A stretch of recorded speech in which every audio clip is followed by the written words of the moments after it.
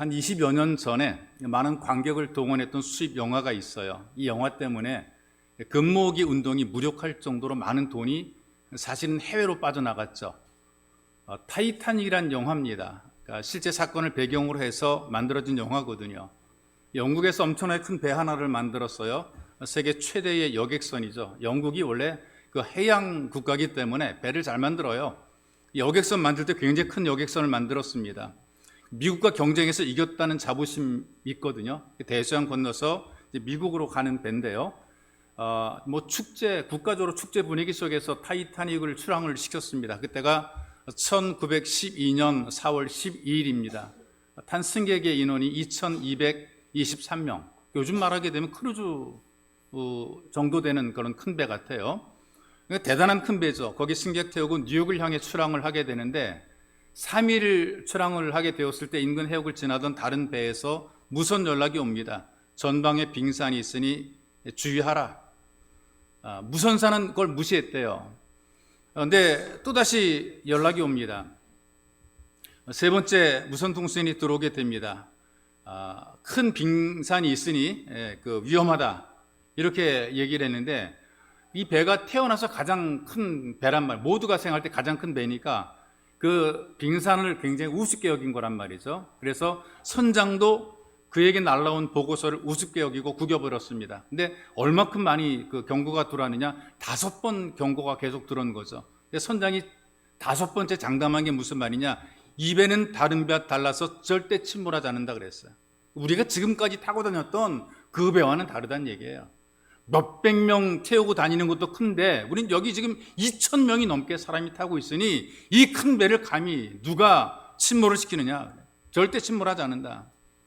그러고 나서 얼마 안 돼가지고 빙산과 충돌하고요. 배가 두 조각으로 갈라지게 됩니다. 구명보트 내리고 구조선이 열심히 달려왔지만 700명 밖에는 탈 수가 없는 거예요. 구조선과 달려온 그 배들이 그밖에 탈 수 없었단 말이죠. 그래서 노약자와 여자를 먼저 구조하게 되고요. 아들과 아버지의 생사가 갈라지게 됩니다. 남편과 아내의 생사가 갈라지게 돼서 어떤 여인은 남편과 함께 배에 나와 죽음을 택한 그런 여인도 있기도 하고요. 또 신혼 여행길 한 부부는 사람들의 배려로 함께 목숨을 건지기도 했죠. 그 당시 수많은 에피소드들이 굉장히 많습니다. 자진 구조선에 올라타서 목숨을 건진 사람은 706명입니다. 나머지 사람들 승무원을 포함해가지고 모든 승객들 1517명이 배와 함께 가라앉아 모두가 수장당했습니다. 영국의 망신이었죠. 자부심 대단했는데 이 배가 침몰함을 통해서 완전히 세계적인 망신을 당했습니다.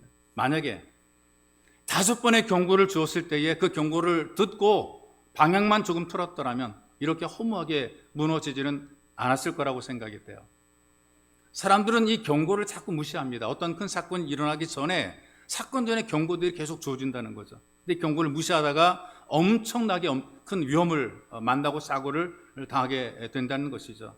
여러분 인생도 마찬가지입니다.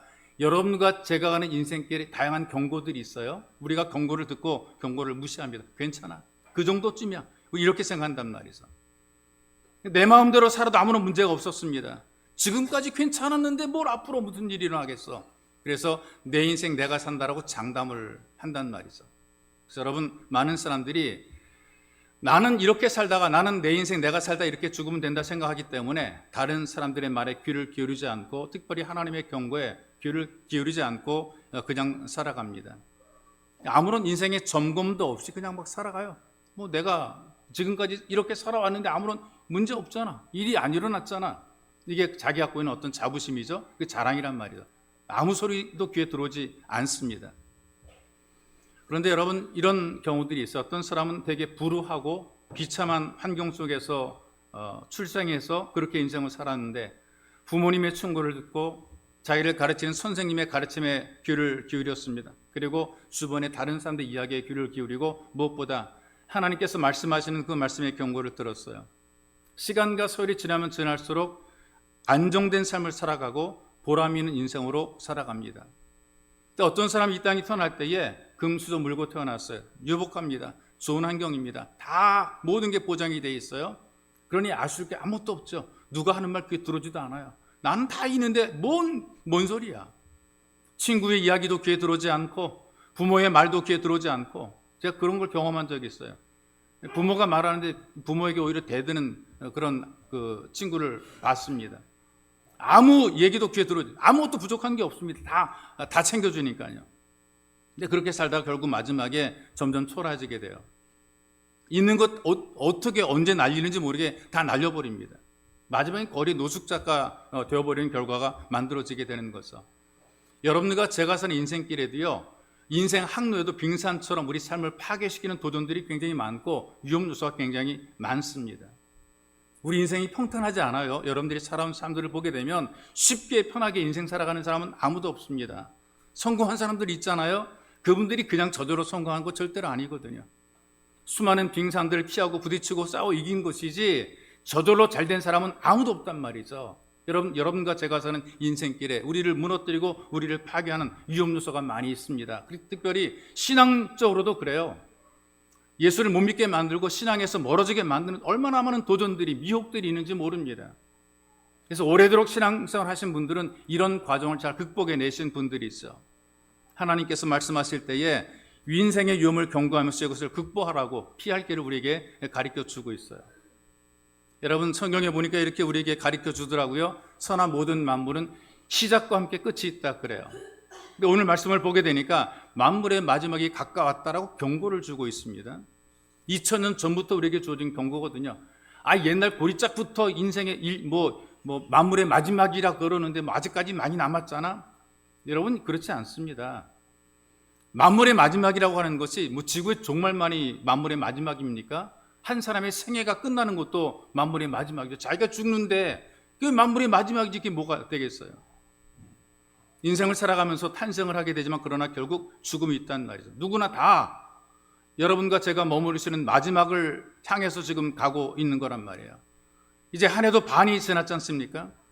우리가 뭔가 점검이 필요하다고 생각이 돼요. 내 인생이 지금 제대로 가고 있느냐? 내가 지금 1년의 반을 지나 오고 있는데 지금 지나온 과거를 돌아보면서 나는 앞으로 어떻게 살 것인가에 대한 인생의 점검이 필요한 시점이라고 생각이 돼요. 여러분과 제가 다시 한번 삶을 점검해 볼 필요가 있다는 거죠. 신앙생활도 점검할 필요가 있다는 거예요. 남미 파라과이라는 나라가 있잖아요. 집집마다 가축을 기르는데 가축의 종류가 되게 다양하대요. 이 가축들이 좀 우리나라랑 다르게 막 낮에는 막 돌아다닌대요. 여기저기 전체 마을 산 막 다 돌아다닌답니다. 먹을 것 찾아 돌아다니다가 어둠이 오게 되면 하나 둘씩 꼭 자기 집으로 찾아 돌아온다는 것이죠. 일반적인 사람들 생각에는 저렇게 제멋대로 돌아다니니까 길 잃어버리면 어떻게 할까?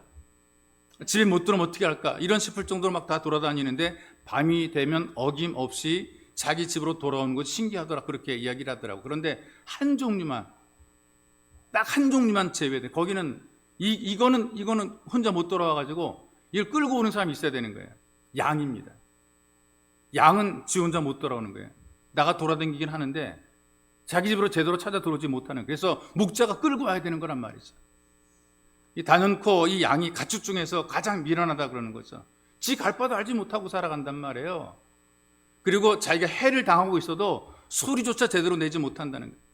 꽥 하고 돼지는 소리라도 지르는데 양은 그 소리도 못 지르고 잡혀먹고 죽는다는 거예요. 근데 여러분, 성경이 우리한테 뭐라 그러는 줄 아세요? 양 같다 그랬어요. 제 갈 길로 가는 양 같다 인생을 이렇게 표현했단 말이죠. 아마 가장 정확한 비유라고 생각이 돼요. 근데 이런 양과 좀 비슷하게 생겼는데 저는 다른 행동하는 것이 바로 염소입니다. 염소는 영악하다 그래요. 양들이 얌전하게 풀만 뜯고 있거든요. 그 자기 울타리, 정해진 울타리에 풀을 뜯고 있잖아요. 그럼 이 염소가 굳이 올라가지 않아도 될 나무로 올라가요. 왜? 방해하는 거예요. 지들끼리 사이좋게 있는 거 못 보는, 그런 꼴을 못 보는. 그래가지고 염소가 이렇게 올라가가지고 나무 위로 올라가서 막 흔들어서 혼란하게 만드는 거죠. 그리고 잎을 내버려 두고 나무 몸통을 갉아먹어가지고 기어이 나무를 죽여버리는 거예요. 무슨 말이냐? 먹을 거 없게 만드는 거죠. 양들이 먹지 못하게 만드는 거죠. 근데 이런 못된 염소도 쓸모가 한 가지가 있는데 뭐냐 하면은 이 양무리가 움직일 줄 몰라요. 늘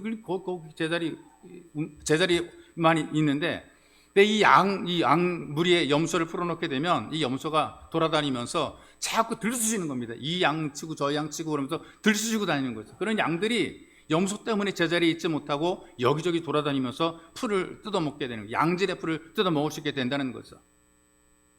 인생을 살다 보게 되면 양처럼 순한 사람들을 만나게 되죠. 참 양 같아. 약간 좀 띠벙한 사람이 있어요. 띠벙해요. 근데 염소같이 못된 사람도 적지 않습니다. 여러분들이 만나는 공동체, 뭐 직장이든 학교든 그런 속에 꼭 그런 사람 하나 있을지 또라이 불변의 법칙이라고 있잖아요. 이 공동체 속에 하나는 꼭 이상한 한 사람이 있더라. 내게 부담이 되는 사람이 있더라. 염소처럼 나를 괴롭히기도 하고요. 근데 여러분 그 염소가 없다면, 나에게 찔러주고 나에게 힘들게 하는 그 염소가 없다면 자꾸 안주하게 돼요. 편안하게, 괜찮아, 아무런 문제 없어, 이렇게 살게 되는 거예요. 누가 자꾸 찔러주니까 생각을 하게 되는 겁니다. 이 괴롭힘 때문에, 곤란한 상황 때문에 이 상황을 극복해 보려고 노력하게 되는 거죠. 그래서 실력도 늘어나는 것이고, 다른 방법도 찾아보게 되는 것이고, 안 쓰던 머리를 자꾸 쓰게 되는 것이고, 염소 때문에 힘들 때가 있죠. 저거 인간은 죽지 않아, 다리 몽둥이 안 부러지나, 그런 마음이 들 때도 있겠지만, 그러나 중요한 사실은 그런 사람들이 있다 할지라도 우리가 예수님의 이름으로 이겨나가게 되면 우리 믿음이 성장하는 거예요.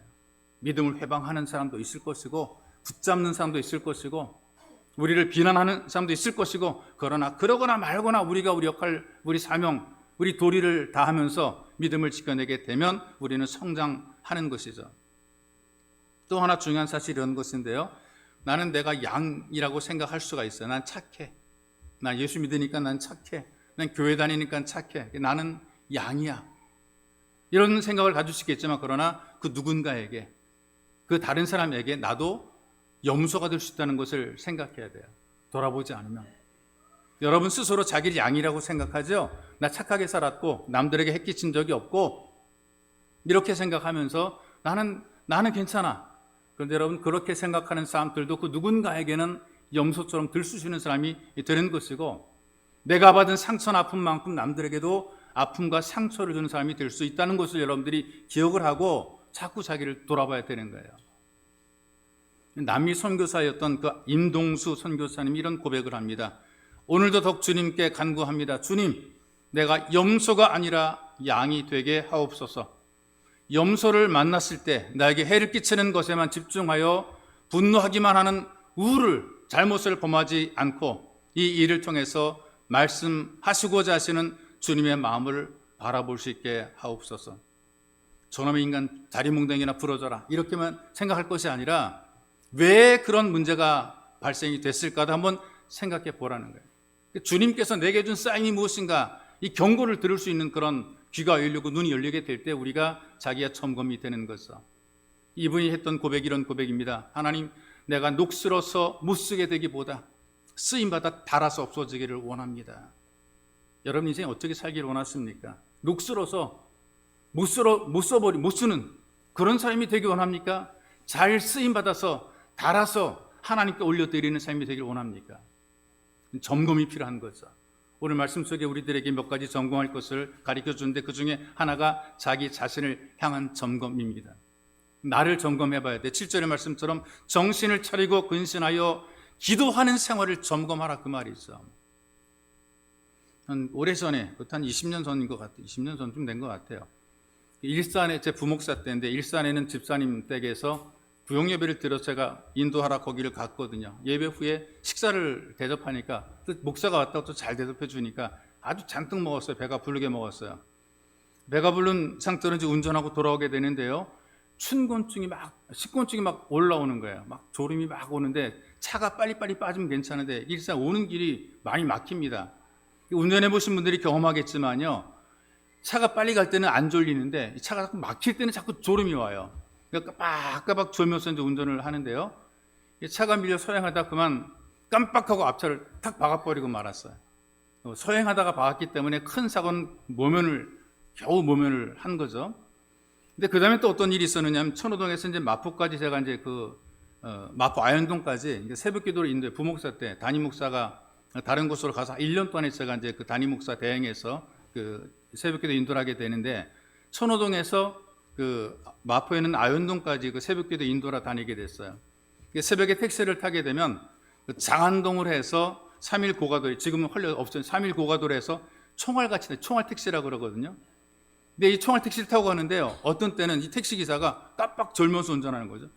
얼마나 빠르게 달리는데 깜빡 졸면은 차가 이 319가에서 바깥으로 튀어나갈 수가 있단 말이죠. 여러분 그 옆에 타고 가는데 얼마나 등에서 막 식은땀이 흐르는지 깜빡 졸아 이 양반이 운전하다가 고개가 그냥 턱 내려가는 거예요. 밤 새벽이니까요. 이 제가 경고 정신 차리시라고, 좀 정신 차리시라고. 말은 좋게 말했는데 20분 가는데요, 1초가 1시간처럼 느껴지는 거예요. 등에 막 식은땀이 막 흐르고 막 그래요. 졸면서 운전하거나 술 마시고 운전하거나 이 몽롱한 상태로 운전하게 되면 사고 위험이 있더란 말이 있어.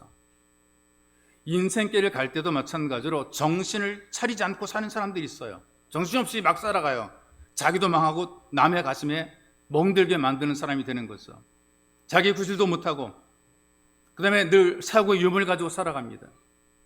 뭔가 문제를 자꾸 만드는 위험을 만들어내는 사람들에게 경고를 하는 것이 너 제발 좀 정신을 차려라.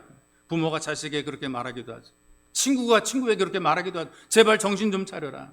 너 그렇게 살면 안 돼. 부모가 정신을 차리지 못하니까 자녀의 가슴에 아픔을 만들어 놓습니다. 자녀가 정신을 차리지 못하니까 부모들이 가슴 아파하면서 평생을 사는 거란 말이죠. 지금 내가 정신을 차리고 성실하게 살아가는지 아니면 적당하게 즐기면서 몽롱한 상태로 인생을 살고 있는지 점검이 필요한 것입니다. 성도들은 특별히 더욱더 정신을 차리고 살아가야 올바른 신앙생활이 유지하게 돼 있어요. 목사님 한 분이요, 예수 믿다가 쉽게 변하거나 시험에 빠지는 사람이 어떤 사람인가를 분류하고 통계를 냈어요. 교회 속에서 많은 성도들을 대하다 보니까 이런 사람 저런 사람 이런 성도 저런 성도가 있는데 누가 시험에 잘 빠지는가, 어떤 사람이 변심을 잘하는가, 마음이 자꾸 바뀌는가. 그 중에 하나가 분노를 쌓아두고 사는 사람입니다. 분노를 쌓아두고 살아가는 사람, 뭔가 열심히 일은 하는데 분노가 있어요. 홧김에 일한다는 그런 마음이 있는 것처럼 뭔가 이 양반은 홧김에 일하는 것 같아요. 기쁨이 사라집니다. 마음속에 분노가 있으니까 사탄이 자꾸 마음을 격동시키는 거죠. 그러니 일하면서 불평이 많아지는 거예요. 자꾸 남들에게 안 한다고 막 뭐라고 막 불평을 막 합니다. 내가 일하는 것에 대해서 속상한 거죠. 남들이 안 하는 거 왜 내가 해야 되는가? 시키지 않은 거 자기가 하면서도 그런 생각을 갖고 있단 말이죠. 분노로 살게 되니까 파괴적인 심성이 되는 거죠. 그리고 결국에는 심지어는 살인까지 하게 되고요. 살인하고 난 다음에 물어봤어요. 당신 왜 죽였냐? 내가 내 정신이 아니었다고. 이렇게 말하는 사람들이 꽤 있다 그래요. 홧김에 분노에 의해서 저지르고 보니까 이게 큰 사건 저지르는 거, 저지르고 보니까 이 분노를 쌓아두고 사는 것이 굉장히 위험한 것이 있어. 이걸 정리를 해야 되는 거예요. 하나님 말씀으로 점검을 해서 정리를 해야 되는 거예요. 내 속의 분노를 해소를 해야 되는 거예요. 방법을 찾아서 이걸 풀어가야 되는 거예요. 소리 질러 기도하든지 하나님께 와서 막 엎드려 울면서 기도하든지 이 분노가 해결이 돼야 되는 거예요. 근데 두 번째, 기도하지 않은 사람이라 그래요. 여태까지 기도 열심히 안 했어도 무사히 살아왔는데 꼭 내가 기도해야 돼? 여태까지 기도 안 했는데 문제가 있다고 기도하는 게 얼마나 쪽팔린 거냐? 그냥 뭐 여태까지 안 했는데 그냥 살자. 여러분, 기도하지 않고 예수 믿게 되니까 즐겁지 않고 기쁘지 않고 지겨워집니다. 예수 믿는 게 짐이 되는 거죠. 무거워지는 거예요. 교회 가는 발걸음이 즐거운 발걸음이 아니라 기도하지 않으니까 점점 무거워지게 되는 거예요. 짐지고 가는 것입니다. 그리고 의심이 많이 만들어지게 되죠. 저는 이런 생각, 예수 믿는 게 정말 재밌고 좋은데 예수 안 믿는 사람들은 무슨 재미로 사냐고 그래요. 예수 믿는 너희들이 무슨 재미로 사냐? 여러분, 예수 믿는 게 너무나 재밌거든요. 예수 믿을 때 재미를 느껴야 되거든요. 이 체험입니다. 개인적인 체험인데 예수 믿는 재미가 있어야 우리가 신앙생활을 꾸준히 이어갈 수 있단 말이죠. 기도를 해야 예수 믿는 재미를 우리가 느끼며 살게 되는 거예요. 그리고 세 번째로, 예배에 계속 자주 빠지는 사람입니다. 빠지다 보면 결국 멀어지게 돼 있어요.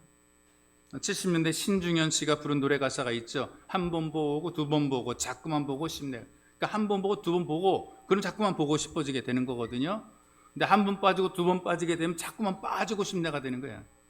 여러분, 자꾸 빠지다 보기 처음에는 가슴이 덜컹, 그 다음에 또 얼굴도 화끈, 그런 것도 없어지게 되고 아무런 문제가 없어요. 빠지고 만만 빠져도 그냥 또 오면 되니까 이런 마음이 들게 되는 거죠. 네, 갈수록 교회보다 세상 일이 더 재밌고 즐거워지게 됩니다. 대마처럼 세상이 좋아서 세상을 사랑해서 세상을 향해 가는 사람이 될 수밖에 없다는 얘기죠. 네 번째로 지적한 것 가운데 하나가 뭐냐 하면은 예배 시간에 습관적으로 피곤해 주는 거 괜찮아요? 뭐 일하다 주는 것도 괜찮아요. 습관적으로 들고 있는 사람 신앙의 실패자가 되기 쉽다. 습관. 제가 말하는 건 습관입니다. 앉으면은 여태까지 쌩쌩하다가 딱 설교 시간 되면 눈 딱 감아요. 끝나면 기가 막히는 번쩍 떠요. 이게 습관이에요. 여러분들 있어 점검하라 그 말입니다. 평상시에는 정신이 말짱해요. 근데 이상하게 설교만 시작되면 눈 감아. 눈이 감겨. 무거워져. 근데 또 설교 딱 끝나는 순간에 제정신이 확 돌아와. 있다니까 이런 사람들이요. 이게 습관적으로 존다는 거죠. 여러분 영화 보다가 조신 분이 있어요? 영화. 저는 졸기도 해요. 재미없을 땐 영화도 졸려요. 근데 영화가 보통 2시간, 어떤 영화는 뭐 3시간까지 4시간까지는 영화도 있다는데 영화 이렇게 길게 상영해도 눈 하나 깜빡하지 않고 집중하죠. 응? 2시간 영화 보는 거 집중해서 영화 보잖아요. 거기 나온 뭐 또 스토리도 기억을 하고 또 유명한 어떤 그 단어도 말도 기억하고 그러단 말이에요. 끝나고 나와가지고 감동적이었다. 이 말이 기억난다 그래. 여러분 그런데 1시간도 아니 1시간 예배 드리는데 그 설교 시간 30분 동안에 수면 시간이 되는 경우들이 많더라 그 말이죠. 정신 차리고 근신하여 기도하라고 경고의 말씀을 주고 있는 이 베드로가 자기가 경험했던 거거든요. 졸다가 예수님께서 근신하여 기도하라라고 경고했는데도 졸다가 실패했어요. 시험 들었단 말이죠. 겟세마네 동산에 예수님 기도할 때에 2번 당부했잖아요. 시험에 들지 않게 깨어있어 기도하라. 근데 제자들을 비롯된 베드로를 비롯한 모든 제자가 몽롱한 상태로 잠들어 있다가 다 시험에 빠졌잖아요. 예수를 버리고 다 도망가 버렸어요. 베드로는 3번씩 예수님을 부인하는 인생의 5점을 남겼단 말이죠. 여러분 예수 믿는 사람들이 이 땅에서 정신을 차리지 못하게 되면 안 믿는 사람보다 비굴하고 초라한 그런 인생을 살아갑니다. 마지못해 교회 와서 예배 드리니까 무슨 나한테 뭔 유익이 있습니까? 마지못해 예배를 드리는데 내게 무슨 유익이 있겠어요? 그런 모습을 보는 다른 사람에게 무슨 영향이 있겠습니까? 예수 믿어도 저 꼴인데 너나 잘 믿어라 이렇게 한단 말이죠. 여러분 우리가 예수 믿을 때 정말 정신을 차리고 제대로 믿어야 되는 거예요. 이걸 점검하라는 것이죠. 정신을 차리니까 자기의 자리를 지키고 자기 할 일을 합니다. 일터에서 열심히 일을 합니다. 사업 잘합니다. 학교에서 공부합니다. 가정에서는 쉼을 제공합니다. 교회 와서 성도로서 예배에 봉사하고 섬기며 자기 삶을 다 감당하게 되는 거죠. 그리고 정신을 차리게 되니까 어떤 일이 만들어지게 되느냐? 하나님께 도움을 구하는 기도를 하게 되는 거예요. 정신을 차리게 되니까 이거 나 혼자 못하겠다는 게 생각이 이거 확실하게 깨달아지는 이거 나 혼자 못해. 하나님의 도우심이 없이는 할 수 없어라는 것이 깨달아지게 되니까 기도하게 되는 정신 차리게 기도하게 되는 거란 말이죠. 자, 여러분 지금까지 어떻게 살아왔는지 하나님 말씀 앞에서 자기를 점검할 필요가 있습니다. 그래서 여러분 이왕에 우리가 예수 믿는데 믿는 둥 마는 둥 그렇게 믿는 것이 아니라 좀 제대로 좀 믿어보자고요. 정신 차린 확실한 그리스도인이 되시기를 주님의 이름으로 축복합니다.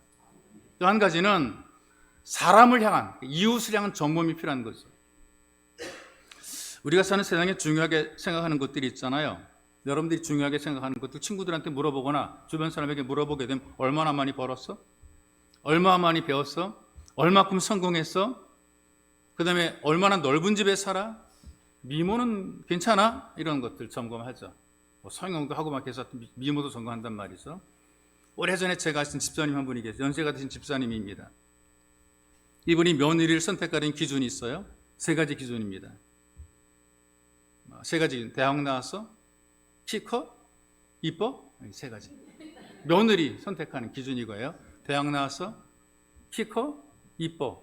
이 조건에 맞는 며느리를 골랐어요.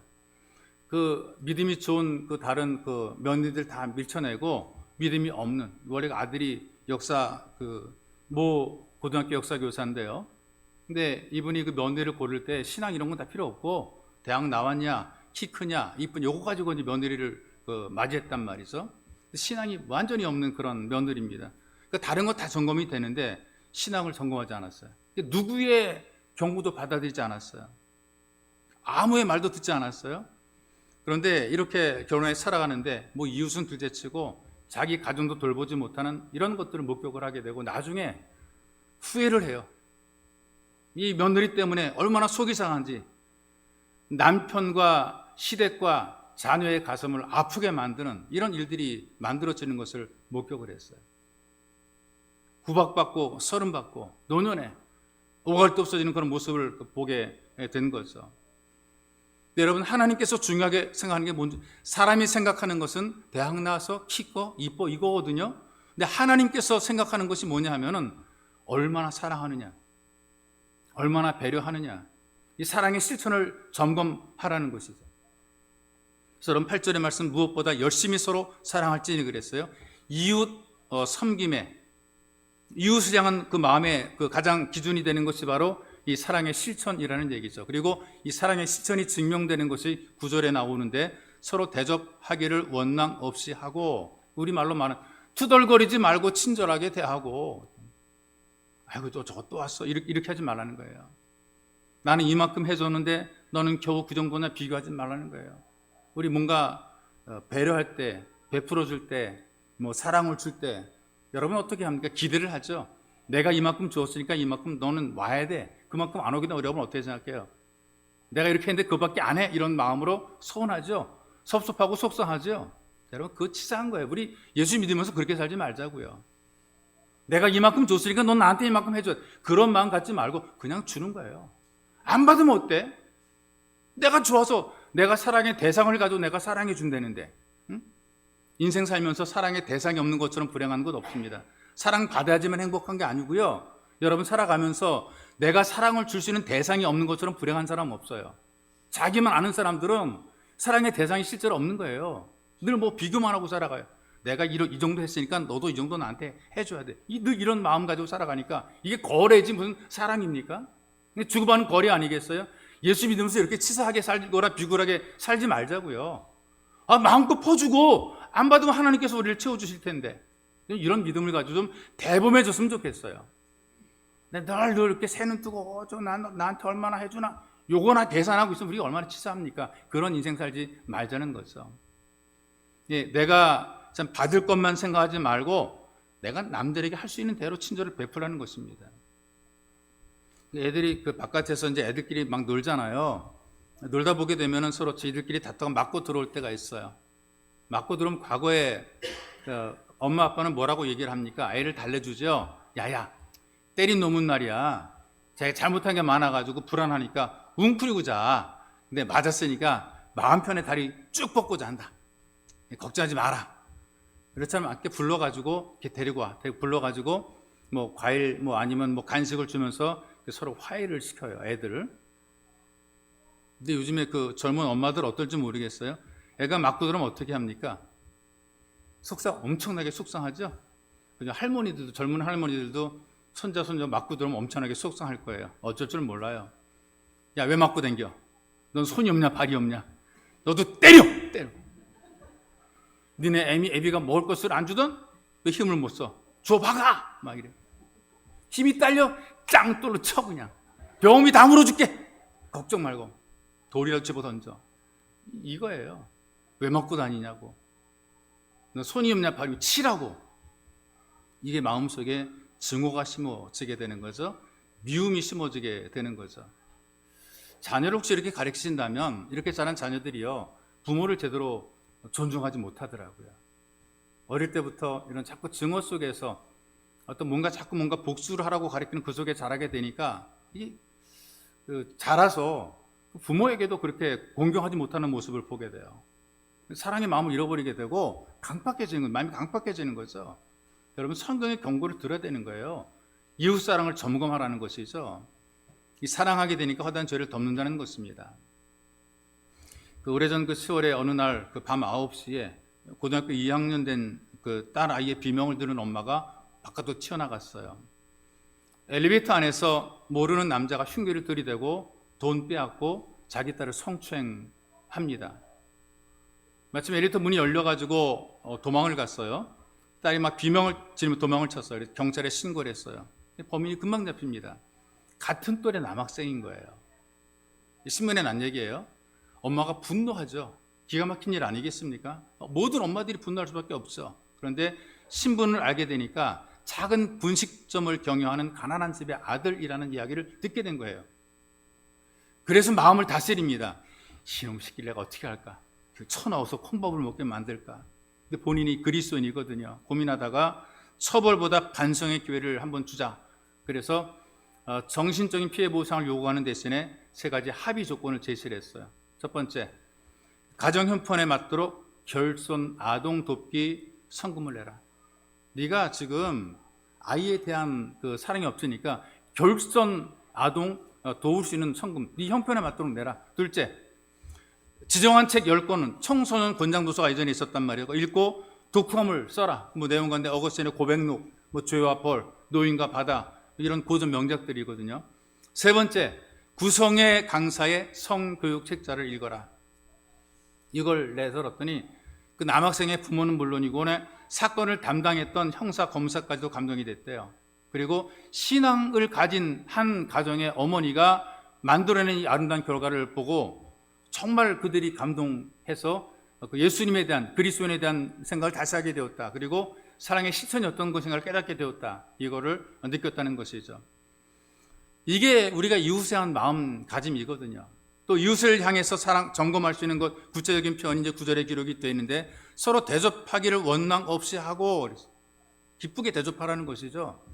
뭔가 받을 생각 가지고 대접하는 것이 아니라 내가 베풀어 줄 수 있을 때 베풀어 주는 겁니다. 힘이 있을 때, 뭔가 나눌 것이 있을 때 나눠주는 거거든요. 그 혼자 꿍치고 있으면 어떻게 하겠어요? 얼마나 자기 혼자 잘 먹고 잘 살겠어요. 제가 보니까요, 평생 가지고 꿍치고 남한테 대접을 못하고 자기 챙기다가 아무것도 못하고 그냥 다 쌓아놓고 그냥 가시는 분들이 많이 있는 것을 목격을 하게 돼요. 그 진작에 좀 이렇게 남한테 베풀어 썼으면 얼마나 후한 인심을 얻었을까? 얼마나 사람들이 그를 존중해 줬을까? 근데 그걸 훔치고 있느라고 그걸 갖다 제대로 베풀지 못하고 살다가 욕만 먹고 가는 사람들이 굉장히 많은 거란 말이죠. 그 시들은 무한폭이라고 하는 그 도스토옙스키의 그 단편 소설이 있어요. 선행과 거리가 멀었더나 지독한 인색한 그 우두스의 여인이 채소밭을 가꾸며 살아갑니다. 근데 거지가 와서 먹을 것을 구걸했어요. 거기는 뭐 토마토, 오이, 가지 먹을 만한 어떤 채소, 야채들이 있었단 말이죠. 하나 주면 좋을 텐데 밭고랑 사이에서 씨가 잘못 뿌려져 저절로 자란 무한포기가 시들어 있는 거죠. 그 어차피 버릴 거거든요. 그걸 뽑아 던져줬어. 이거 하나 가져가라고. 여자가 죽어 지옥 가죠. 지옥을 가게 되니까 이 천사장에서 소리를 칩니다. 나도 세상에서 좋은 일 좀 했어요 하고 소리를 질렀어요. 물어보죠. 천사가 너 어떤 일 했냐 그랬더니 나도 배고픈 거지에게 무한포기를 주었어요. 그래? 그래서 하늘 창고에 가보게 되니까 그 여자의 이름 밑에 시들은 무한포기가 딱 있는 거죠. 천사가 물을 들고 여인에게 이렇게 얘기를 했어요. 자, 이 물을 단단히 붙잡고 올라오너라. 단단히 붙잡고 올라오너라. 천사가 무의 줄기를 붙잡고 올라오라고 이렇게 얘기를 하는 거죠. 이 여인이 물을 붙잡고 올라갑니다. 그런데 누군가 자기 발을 붙잡는 걸 보였어요. 자기 발이 무거운 거예요. 내려다보게 되니까 생전에 원수처럼 지내던 이웃의 여인이 자기를 붙잡고 이제 올라오는 거예요. 그러니까 이 젖같이 뭔데 내가 하는 천국을 따라가려고 그래. 그래서 못 참겠다 싶어가지고 그냥 발길로 그냥 그 여인을 떨어뜨려 막 발짓을 막 했어요. 그런데 그러는 와중에 천사가 잡고 있던 올라가던 무줄기가 끊어져가지고 다시 지옥으로 떨어져 버린 거죠. 이게 소설인데 우리한테 주는 교훈이 있어요. 이웃을 향해서 보잘것없는 것 하나를 우리가 대접해도 기억된다는 사실입니다. 예수님께서 말씀했잖아요. 어린 아이에게 냉수 한 그릇 대접하는 것도 내가 기억한다 그랬단 말이죠. 이렇게 뭔가 대접하는 것을 기억하게 되는데 근본적으로 마음이 나쁜 사람이니까 이렇게 뭔가 자기한테 주어지는 호의도 제대로 누리지 못하고 이웃에 대한 어떤 그 대접, 섬김을 못하고 그걸 갖다 끊어내려고 그러다가 자기도 같이 끊어져 내려져 버리는 그런 경우들이 있다는 것이. 그러니까 근본적으로 마음에 사랑의 마음과 대접의 마음이 없다면 이런 결과가 만들어지게 된다는 거예요. 이웃을 향한 잘못된 마음이 결국은 자기도 망하게 된다는 것을 가르쳐 주는 것입니다. 그래서 여러분들은 어떻게 다른 사람을 대하고 있습니까? 아무리 여러분들이 참 잘한다 그래도 마음속에 응어리진 미움의 감정이 있다면 좀 물거품 될 수가 있어요. 성경 여러분들에게 이렇게 경고하죠. 이웃, 다른 사람들에 대해서 여러분들의 태도를 점검하라고 경고하고 있습니다. 그러니까 여러분들이 다른 사람을 어떻게 대하는지 점검을 통해서 사랑이 실천될 수 있기를 주님의 이름으로 축복합니다. 하나 더 말씀드리면 하나님을 향한 점검이 꼭 필요하죠. 하나님을 향한 점검. 10절에 보세요. 각각 은사를 받은 대로 하나님의 각양 은혜를 맡은 선한 청지기 같이 서로 봉사하라 그랬어요. 내가 선한 청지기처럼 쓰임받고 있는가를 점검하라 그 말이에요. 청지기는 그 집안에서 일을 하는 사람이란 말이죠. 남이 하는 것처럼 하는 것이 아닙니다. 내가 청지기처럼 내 역할과 내 사명에 잘 쓰임받고 있는가, 이걸 점검하라는 것이 있어. 한번 우리가 일반적으로 생각, 교회 나온 지 얼마 안 되는 사람과 교회 다닌 지 10년 되는 사람과 이 비교가 안 되는 거, 똑같이 할 수 없단 말이죠. 경제적으로 여유가 있는 사람과 그다음에 경제적으로 어려운 사람과 비교가 될 수 없단 말이죠. 이게 무슨 말이냐면은 네가 아는 만큼, 네가 깨달은 만큼, 네가 받은 만큼, 할 수 있는 만큼 봉사하라, 일하라, 이걸 우리에게 알려주는 거란 말이에요. 하나님 앞에 나왔어요. 예배를 드리는 예배자입니다. 우리가 남들처럼 할 수 없거든요. 우리는 다 달란트가 다르고 은사가 다르단 말이죠. 그런데 내가 받은 게 있을 건 아니겠어요? 내가 받은 만큼 우리가 해야 된다는 거죠. 그만큼 하라는 거예요. 하나님께서 여러분들에게 너 왜 모세처럼 유능하지 못해? 이렇게 말하지 않는 거예요. 너 왜 엘리야처럼 능력 있게 기도하지 못해? 이걸 우리에게 요구하는 것도 아니란 말이죠. 베드로나 바울처럼 왜 넌 전도자가 되지 못했어? 이걸 우리한테 요구하는 게 아니거든요. 뭘 우리한테 요구하느냐? 왜 너는 너처럼 살지 못했느냐? 이걸 요구하는 거예요. 너처럼. 너는 너만큼 살고 너처럼 살아야 될 거 아니야. 내가 너한테 준 것처럼, 내가 너한테 은혜 베풀어 준 것처럼, 내가 너한테 기회를 준 것처럼, 내가 너에게 생명을 준 것처럼, 내가 너한테 은혜와 능력을 준 것처럼 너만큼만큼 살아야 될 거 아니냐. 여러분들에게 맡겨놓고 그거 갖다가 남들처럼 못했다고 책망하는 것이 아니란 말이에요. 여러분 주신 것만, 능력이 없는데 능력 있는 것을 요구하는 분이 아니고요. 할 수 있는 것, 내가 할 수 있는 것만 우리에게 찾으시는 거란 말이죠. 아니, 난 가진 거 정말 없어요. 나는 몸도 약하고, 나는 가난하기도 하고. 입 있잖아, 입. 말로도 우리가 봉사할 수 있잖아요. 11절에 보세요. 만일 누가 말하려면 하나님의 말씀을 하는 것 같이 하고, 교회와 성도에서 우리가 도구하며 기도하는 것, 나무에 기도하는 것도 귀한 봉사 아니겠어요? 내가 다른 건 잘 말 못해도 예수 믿으라고 전도하는 것, 이건 얼마나 대단한 봉사입니까?